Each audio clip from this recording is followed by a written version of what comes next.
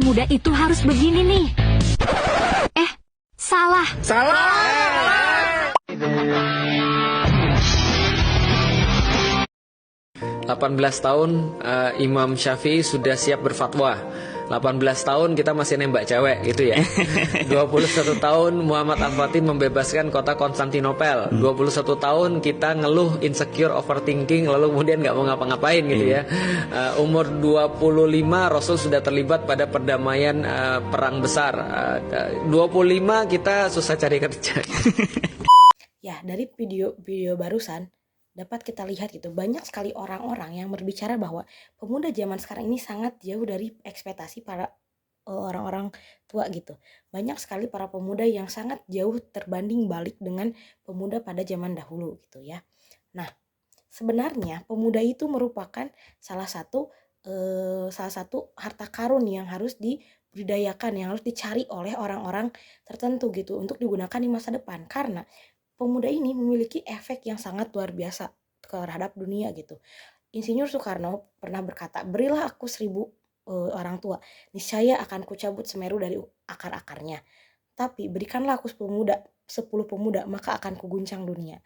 Nah, dari sana saja sudah terlihat bahwa pemuda ini memiliki efek yang luar biasa bagi kehidupan di dunia gitu ya. Nah, sekarang terbersih sebuah pertanyaan.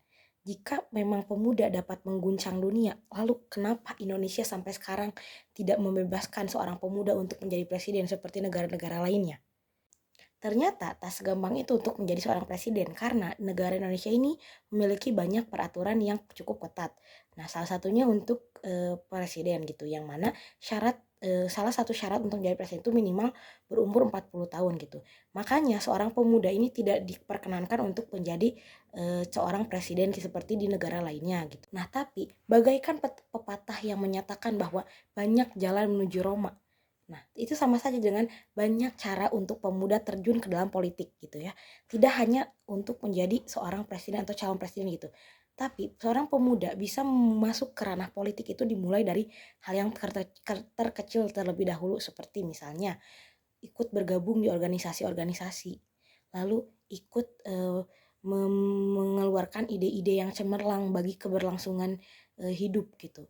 Lalu ikut menyelesaikan sebuah masalah di organisasi, baik itu di sekolah, di kampus, ataupun di rumah sekalipun gitu. Lalu membuat karya-karya yang mencengangkan dunia gitu. Karena dengan kita melakukan hal-hal tersebut itu kita sudah masuk ke ranah politik gitu ya. Meskipun ranah politik yang kecil.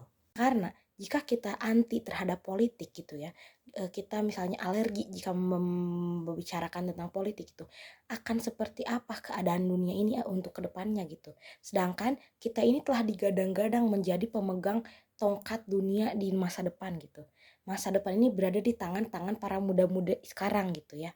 Makanya dari mulai sekarang mari kita biasakan untuk berbicara tentang hal politik.